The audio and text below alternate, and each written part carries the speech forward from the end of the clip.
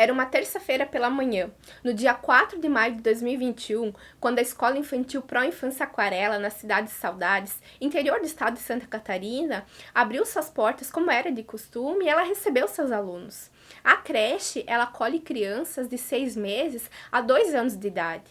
E esse dia foi marcado por uma tristeza e uma dor tão profunda que ela jamais será esquecida. Oi, gente, eu resolvi aparecer pra vocês aqui de novo, né? Eu tô trabalhando bastante pra conseguir trazer muitos casos legais com uma frequência bem boa aqui pro canal. Vai ter shorts todos os dias por aqui, incluindo 2 casos longos por semana. Estamos chegando a 1000 inscritos e para comemorar com vocês, eu vou trazer uma semana inteira de casos longos. Quem tiver sugestões, deixe aqui embaixo nos comentários e também me sigam nas minhas redes sociais, que é por lá que eu me comunico mais fácil com vocês. E para quem ainda não me conhece, eu sou a Ali do canal Inafiançável e eu trago casos de crimes reais com uma pegada mais jurídica toda semana. Ou pelo menos deveria ser assim, né? E não se esqueçam de curtirem esse vídeo e se inscreverem aqui no canal. Preparados? Então, vamos pro caso! Era por volta das 9h50 do dia 4 de maio de 2021, quando o homem entrou na escola infantil vestido todo de preto, com capuz, máscara e uma mochila nas costas. E ele não aparentava nenhum comportamento estranho. Ele estava bem tranquilo, mas como ele não era conhecido e ele não parecia ser o pai de nenhuma das crianças dali, a Kelly, uma professora de 30 anos, ela saiu da sala de aula dela e foi ver o que ele queria. E segundos depois, o desespero ele se espalhou por toda a cidade. Se ouvia gritos, choro e pedidos de socorro. E esse homem, ele pegou um facão e ele começou a desferir golpes na professora. E ninguém entendia o que estava acontecendo. E quando ele terminou de agredir ela, ele foi para a sala de aula que ela lecionava e ele atacou as crianças. Parece que tinha umas 20 por ali e quem ele via, ele golpeava. E é importante dizer aqui que elas estavam em horário de soninho, que é quando as crianças de fato, elas dormem antes do lanche. E ele chegou na escola faltando poucos minutos para o intervalo. Se ele tivesse chegado às 10 horas, que é o horário que todas as crianças estariam ali pelo pátio brincando, teria sido muito pior. As crianças, elas choravam e as professoras, elas saíam gritando para a rua pedindo socorro. E assim foram chegando algumas pessoas ali da rua. Tinha comércio por ali e tal, e o pessoal foi entrando e ajudando a socorrer os feridos e a população mesmo foi levando elas para o hospital. E como eu disse para vocês antes, ninguém entendia o que estava acontecendo. Se falava que tinha um homem que estava armado na creche e que ele estava matando as pessoas. Mas quem vinha de fora não sabia quem ele era, como que ele estava vestido, com o que ele estava armado. Só entravam e retiravam as crianças. E nessa história toda tiveram muitos heróis. A cena ali, ela era aterrorizante. Eram pessoas caídas e que estavam muito machucadas. E depois a Prof. Kelly e algumas crianças, ele atacou na porta de outra sala uma auxiliar de creche que se chamava Mirla. E ela ficou caída na porta da sala. Eu nem consigo imaginar o que deve ter sido para as crianças verem aquela cena. Das suas professoras ali deitadas sangrando e dos próprios coleguinhas. Depois desses ataques, esse homem, ele foi até o pátio da escola e com uma faca, ele começou a se golpear. Ele deu uma facada na própria jugular dele. E com o mesmo facão que ele tinha atacado as professoras e as crianças, ele se machucava. E depois até se falou que era uma espada, uma adaga, enfim, que ele se desferia golpes. E ele começou a cair e alguns homens muito corajosos foram segurar ele e depois parece que pegaram também uma corda para amarrar ele. E nisso também já tinha chegado um policial que tinha pulado o muro para entrar. Eu acho que faz parte da entrada tática deles, né? Depois os bombeiros chegaram e assim foram prestando os primeiros socorros a quem ainda era possível. E isso aconteceu em minutos. Esses momentos caóticos, eles foram desesperadores. A Kelly, a primeira professora que foi atacada, ela acabou falecendo na hora, assim como 2 aluninhos dela também. Eu posso até chamar eles de bebês, porque eles tinham 1 aninho e pouco. Elas estavam deitadas em um colchão dormindo. E quando eu escrevi o texto, que eu sempre tenho um texto base, que é para não me perder, eu fiquei pensando em como esse cara, ele é covarde. E ao mesmo tempo, parece que qualquer palavra que eu tente usar para descrever as atitudes dele não são suficientes. E ele dizia bem assim, eu matei 5, né? Eu matei 5, né? E ele ainda disse que ele queria ter matado mais. Ele usava um tom sádico, ele se orgulhava do que ele tinha feito, e ele queria saber se ele tinha conseguido cumprir o seu plano. E ainda, quando ele estava deitado, ele pediu para um policial, bombeiro, agora eu não me recordo, cuidar bem da amiga dele, que era o facão que estava do lado dele, todo ensanguentado. Ele não demonstrava nenhum arrependimento do que ele tinha feito. Ele dizia que ele queria morrer, e como ele tinha se golpeado várias vezes, mesmo depois de tudo que ele fez, ele precisava ser socorrido, assim como as vítimas dele. Pode até parecer estranho, mas até uma pessoa que comete um crime bárbaro desses deve ser socorrida, receber atendimento médico adequado e ser levada para o hospital. E também, por pior que seja o crime que ela cometeu, ela tem direito a um julgamento justo. E também tem direito a um advogado. E se ela não tiver condições financeiras para pagar ele, o Estado é obrigado a fornecer um. A defesa pode até ser feita por um defensor público ou até mesmo por um defensor dativo. E ele também tem direito a produzir provas, a fazer alegações que ele entende que são necessárias. Inclusive, dizer que ele não tinha capacidade psíquica para entender a brutalidade do que estava acontecendo, para ser julgado como uma pessoa inimputável. E eu já explico para melhor vocês o que isso quer dizer. E na ambulância, ele dizia que tinha planejado o ataque por 10 meses. E o plano inicial dele era comprar uma arma, mas que ele não tinha conseguido. E que a ideia no início era ter ido até a escola que ele tinha estudado se ele tivesse conseguido a arma. Mas como ele não conseguiu, ele foi até onde ele teria mais sucesso, onde as vítimas não conseguiriam se defender, onde seria mais fácil. E o maluco ainda ficou perguntando se os pais dele já sabiam do ataque. Ele ficou pedindo se eles estavam felizes, coisa assim sem nexo com a realidade, e ele pediu isso várias vezes. E quando ele estava deitado no pátio da creche, ele disse o nome dele, ele disse o filho de quem ele era, ele estava completamente consciente, mesmo todo machucado. E ele se identificou como Fabiano Kippermay e ele tinha 18 anos na época dessa tragédia. E esse ataque dele resultou na morte de 5 pessoas, a prof, a auxiliar de creche e de 3 crianças. Quem presenciou aquelas cenas horríveis nunca vai se esquecer do que viu. E o Fabiano, ele ficou internado por 8 dias em um hospital de Chapecó, que fica a 65 quilômetros de Saudade. E ele passou por cirurgias, ele acabou sobrevivendo.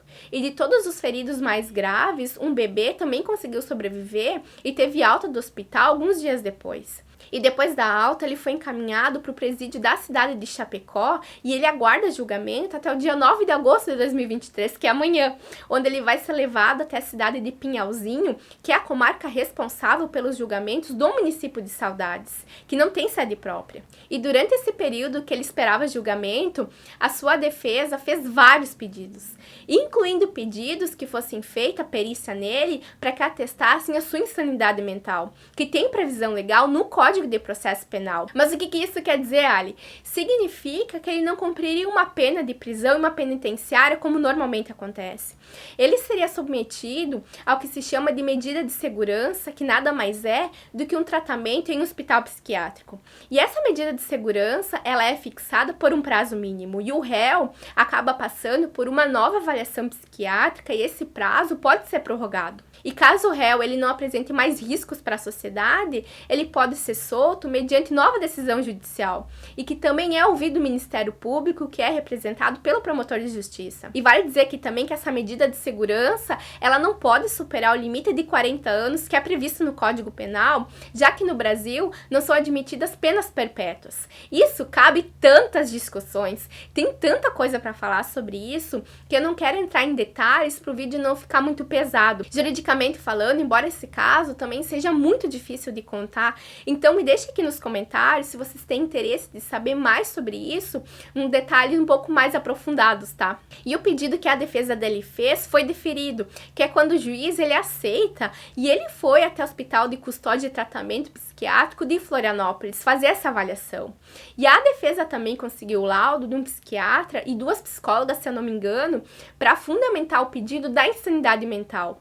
Porque não é simplesmente pedir, tu precisa ter provas que fundamentem esse pedido. E foi atestado que ele sofre de esquizofrenia paranoica, então ele não era capaz de entender o caráter ilícito dos fatos. Vocês já devem ter ouvido essa expressão, né? Então foi feita essa perícia, que é realizada por um perito que é funcionário do Estado, e foi constatado que ele tinha plena capacidade de entender o que ele fazia no momento dos crimes. E isso quer dizer que por mais que a defesa dele tinha apresentado laudos de médicos particulares, dizendo que ele tinha insanidade mental, o perito oficial, que é aquele funcionário do Estado que eu acabei de falar para vocês, não precisa concordar com eles. Ele tem autonomia para decidir, diante da própria capacidade técnica dele, de tomar sua própria decisão e apresentar um laudo fundamentado, dizendo as razões que fizeram ele ter aquele entendimento após avaliar o acusado.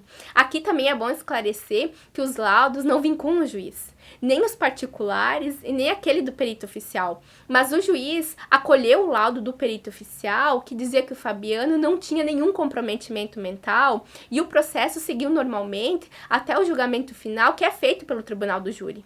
E eu já expliquei em outros vídeos para vocês, mas é importante trazer aqui de novo que o tribunal do júri, ele julga crimes dolosos contra a vida, que é quando se teve a intenção de matar, que seria o dolo direto, que é o caso do Fabiano, ou quando se assume o risco de produzir o resultado morte, que seria o dolo eventual. E no dia 9 de agosto, quarta agora, vai ter o sorteio de uma lista que é composta por 25 pessoas da comunidade, e dessas, apenas 7 delas serão escolhidas para comporem o conselho de sentença, que são as pessoas que vão condenar ou absolver ele. E é diferente dos Estados Unidos, onde são 12 jurados escolhidos, como vocês já devem ter visto nos filmes.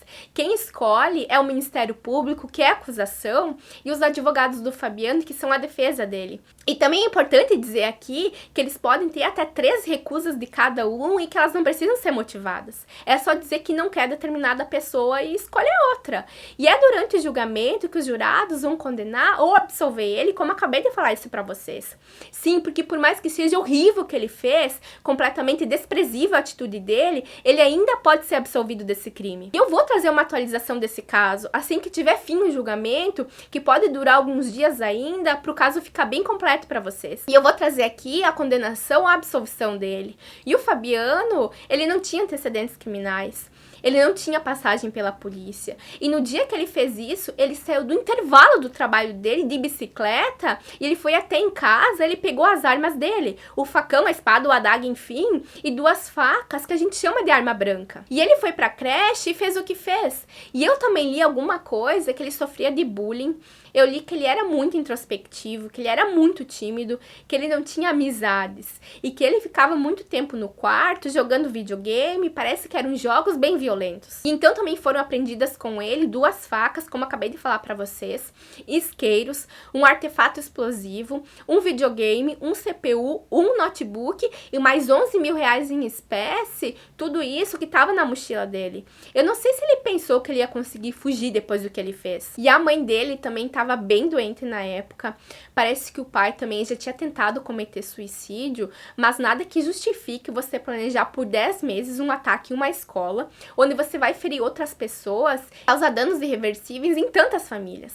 Se ele tivesse conseguido a arma de fogo que ele queria, vocês conseguem imaginar como pior teria sido? A gente vê, infelizmente, esses casos quase todas as semanas, se não é aqui no Brasil, é fora. E ele justamente foi onde ele disse que seria mais fácil. E agora em 2023, vocês devem lembrar que teve outro ataque em uma creche na cidade de Blumenau, também em Santa Catarina, onde o cara, ele matou 4 crianças com uma machadinha. E em muitas escolas, a gente vê policiamento agora. E infelizmente, coisas assim precisam acontecer para o Estado agir. O que vocês pensam sobre isso? É possível explicar uma coisa dessas para vocês? É difícil pensar que uma pessoa assim pode ficar um tempo presa e depois ela sair e viver a vida dela normalmente, como a gente vê todos os dias por aí.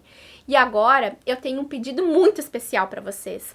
Estamos chegando a 1000 inscritos, como eu falei para vocês no início do vídeo, e isso é gigante. Então eu decidi que com 1000 inscritos será uma semana de casos longos. Uma semana inteira para vocês.